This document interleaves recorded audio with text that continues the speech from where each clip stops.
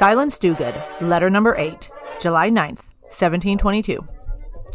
To the author of the New England Courant, Sir, I prefer the following abstract from the London Journal to anything of my own, and therefore shall present it to your readers this week without any further preface. Without freedom of thought, there can be no such thing as wisdom, and no such thing as public liberty without freedom of speech, which is the right of every man, as far as by it he does not hurt or control the right of another. And this is the only check it ought to suffer, and the only bounds it ought to know. This sacred privilege is so essential to free governments that the security of property and the freedom of speech always go together, and in those wretched countries where a man cannot call his tongue his own, he can scarce call anything else his own. Whoever would overthrow the liberty of a nation must begin by subduing the freeness of speech, a thing terrible to public traitors. This secret was so well known to the court of King Charles I that his wicked ministry procured a proclamation to forbid the people to talk of parliaments, which those traitors had laid aside. To assert the undoubted right of the subject and defend His Majesty's legal prerogative was called disaffection and punished as sedition. People were forbid to talk of religion in their families. For the priests had combined with the ministers to cook up tyranny and suppress truth and the law, while the late King James, when Duke of York, went avowedly to Mass, men were fined, imprisoned, and undone, for saying he was a papist. And that King Charles II might live more securely a papist, there was an Act of Parliament made, declaring it treason to say that he was one. That men ought to speak well of their governors is true, while their governors deserve to be well spoken of. But to do public mischief, without hearing of it, is the only prerogative and felicity of tyranny. A free people will be shewing that they are so by their freedom of speech. The administration of government is nothing else but the attendance of the trustees of people upon the interest and affairs of the people. And as it is the part and business of the people, for whose sake alone all public matters are, or ought to be transacted, to see whether they be well or ill transacted, so it is the interest and ought to be the ambition of all honest magistrates to have their deeds openly examined and publicly scanned. Only the wicked governors of men dread what is said of them. Audivite Tiberius probra queis lacerabitur atque percursus est. The public censure was true, else he had not felt it bitter. Freedom of speech is ever the symptom, as well as the effect of a good government.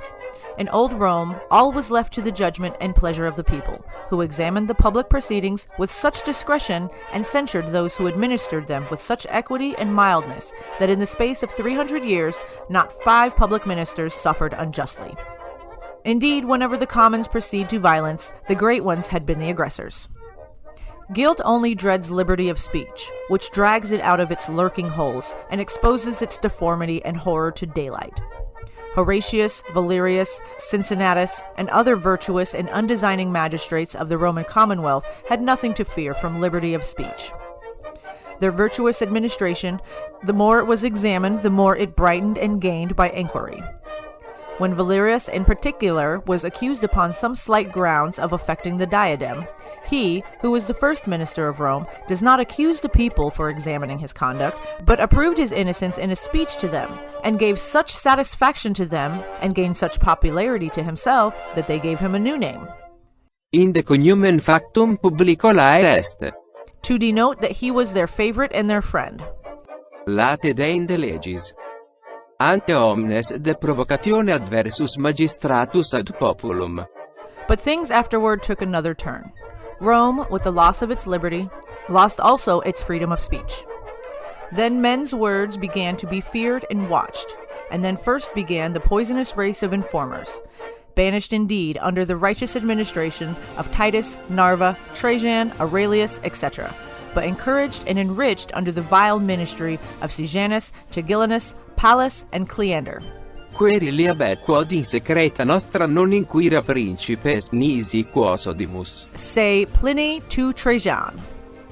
The best princes have ever encouraged and promoted freedom of speech, that they know that upright measures would defend themselves, and that all upright men would defend them.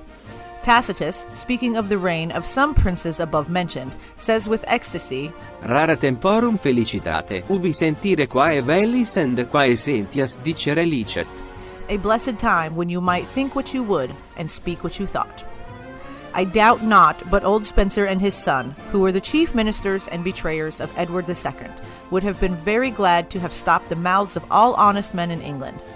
They dreaded to be called traitors because they were traitors, and I dare say Queen Elizabeth's Walsingham, who deserved no reproaches, feared none. Misrepresentation of public measures is easily overthrown by representing public measures truly. When they are honest, they ought to be publicly known, that they may be publicly commended, but if they are knavish or pernicious, they ought to be publicly exposed in order to be publicly detested. Yours, etc., Silence Dogood. It seems like Silence was short on writing time this week, choosing to publish the words of another. But these words are powerful, and if one shares the same sentiments, why try to paraphrase and take the chance to mess up the intention? Especially since this whole piece is about freedom, and how freedom of the individual leads to a free society. Some too many of the people of 2020 take our freedoms for granted because we have no concept of them not existing. But there was a point in time that these freedoms had to be argued for, and then bargained for, and eventually sacrificed for. What a wonderful world we live in today, even more so when we view it through a 200-year-old lens. This has been Megan America, reading the letters of Silence Dogood.